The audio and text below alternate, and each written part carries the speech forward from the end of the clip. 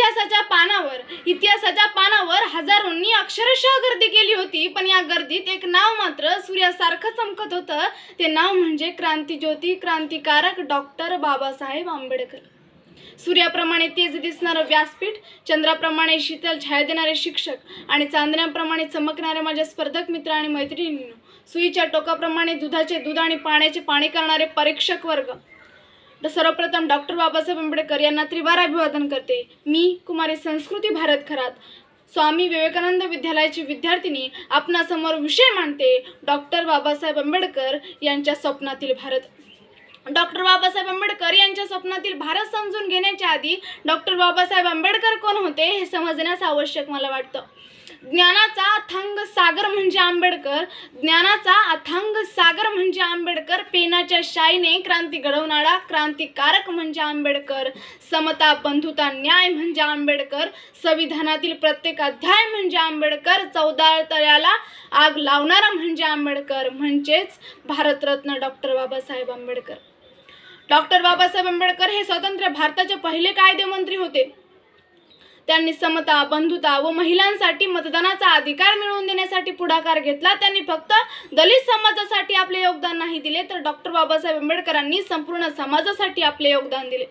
पूर्वीच्या काळी अनेक भेदाभेद होते, पण डॉक्टर बाबासाहेब आंबेडकरांच्या विचारमंथनाच्या माध्यमातून हे भेदाभेद कुठेतरी नष्ट झाले आहेत.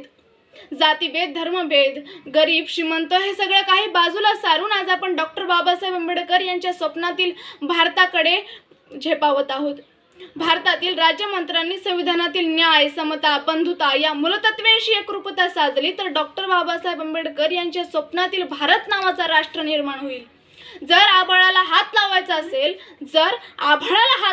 असेल तर आधी स्वतःची उंची वाढवा. तसंच काहीतरी डॉक्टर बाबासाहेब आंबेडकरांचं, जर डॉक्टर बाबासाहेब आंबेडकरांची स्वप्नातील भारत निर्माण करायचा असेल तर त्यांचे विचार आधी अंगी बाळगा. हे बोलून चालणार नाही, तर हे अंगी बाळगावं लागेल, हे आचरणात आणावं लागेल.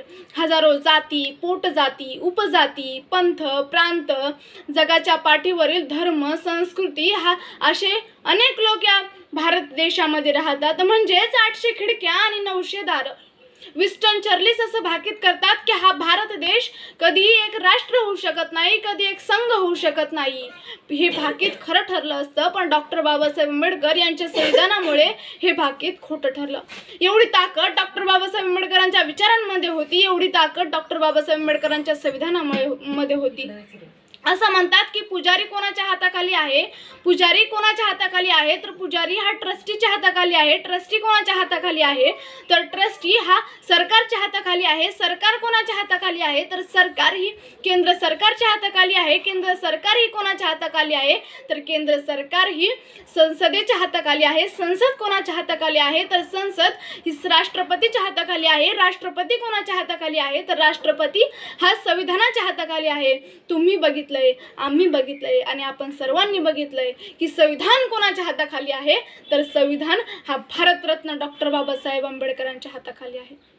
पण डॉक्टर बाबासाहेब आंबेडकरांच्या स्वप्नातील भारताकडे आपण झेपावत आहोत का? तर आजची परिस्थिती अशी झाली आहे, तर आपल्या भारताचेच 2 भाग झाले, एक भारत आणि दुसरा इंडिया. भारत म्हणजे खेड्यांतील देश म्हणजेच अप्रगतिशील, आणि इंडिया म्हणजे शहरी भागातील देश म्हणजेच प्रगतिशील. हे कुठेतरी संपवण्यासाठी, हे कुठेतरी नष्ट करण्यासाठी आपल्याला शहराबरोबरच खेड्यांचाही विकास करावा लागणार, म्हणजेच स्मार्ट सिटी बरोबर स्मार्ट विलेजही निर्माण करावा लागणार. डॉक्टर बाबासाहेब आंबेडकरांनी शेतीविषयी असं भाकीत केलं होतं की ही शेती एक दिवस आजारी पडणार आहे. म्हणजेच ही शेती एक दिवस आजारी पडली तर हा भारत किती नष्ट होऊ शकतो असं भाकीत डॉक्टर बाबासाहेब आंबेडकरांनी केलं. शेतकऱ्यांसाठी शासनाने पुढाकार घ्यायला हवा, त्यांचा बोजा कमी करायला हवा. तर हा बोजा कसा कमी होईल? तर डॉक्टर बाबासाहेब आंबेडकरांनी सांगितलं की त्यांच्या एका पाल्याला शिक्षण द्या, त्याला उद्योगधंद्यामध्ये आणा, त्याला नोकरी द्या व एका पाल्याला शेतीमध्ये राहू द्या. असं म्हटलं जातं. एक महत्त्वाची बाब सांगायची झाली तर डॉक्टर बाबासाहेब आंबेडकर म्हटले होते की शेतीला उत्पादनाचा दर्जा मिळवून द्या, त्यांच्या शेतीतील उत्पादन चांगलं होऊ द्या. आणि जर हे नाही झालं तर डॉक्टर बाबासाहेब आंबेडकरांनी सांगितलेलं भाकीत खरं ठरेल. मग शेतकरी आत्महत्या करतील. आता आत्महत्या करण्याची गरज नाही, तर आपल्याला ही वेळ काय दूर राहिलेली नाही. समोरच आपल्याला आता बघायलाच मिळतंय की शेतकरी हे किती आत्महत्या करताय. कधी डोळ्याला पाणी येतंय, अंगाला शहारे येतात, त्यावेळेस विचार येतो की या सरकारने डॉक्टर बाबासाहेब आंबेडकरांच्या स्वप्नातील भारत निर्माण करायला हवा. डॉक्टर बाबासाहेब आंबेडकरांच्या स्वप्नातील भारत कसा होता, तर विज्ञानवादी होता. त्यांना वाटायचं की इथले विद्यार्थी हे शिकावे, इथली शेती प्रगती करावी. आणि एवढंच नाही तर इथले हा भारत देश हा तरुणांचा देश म्हणून ओळखला जातो. म्हणजेच हा भारत देशातील तरुण यांनी हा भारत निर्माण करण्यासाठी आपले योगदान दिले पाहिजे. असं म्हणतात की हा तरुणांचा देश याचा अभिमान बाळगूया. विवेकानंदांच्या स्वप्नातील भारत घडूया. डॉक्टर बाबासाहेब आंबेडकरांच्या स्वप्नातील भारत घडूया. जो गरिबांना मदतीचा हात देईल, ज्याच्या मनगटात हत्तीचं बळ आणि डोक्यात बर्फ असेल, तोच इथल्या तरुणांचा खरा आदर्श असेल. ज्याला अन्यायाची चीड आणि न्यायासाठी लढणारा पाहिजे, असा एक तरुण प्रत्येक घराघरात घडला पाहिजे. एवढे बोलून मी माझ्या विषयाला पूर्ण विराम देते. माझी ही शब्दांची ओंजळ तुम्ही ऐकली त्याबद्दल तुमचे मनपूर्वक धन्यवाद. श्रोते प्रेक्षक हो, तुम्हाला आमच्या स्पर्धकाचा व्हिडिओ नक्कीच आवडला असेल. आता या स्पर्धकाला विजयी करण्यासाठी तुम्ही देखील मदत करू शकता. त्यासाठी तुम्हाला या व्हिडिओला लाईक करायचे आहे. स्पर्धकाला प्रेरित करण्यासाठी किंवा या विषयावर तुमचे मत कमेंट मध्ये व्यक्त करायचे आहे.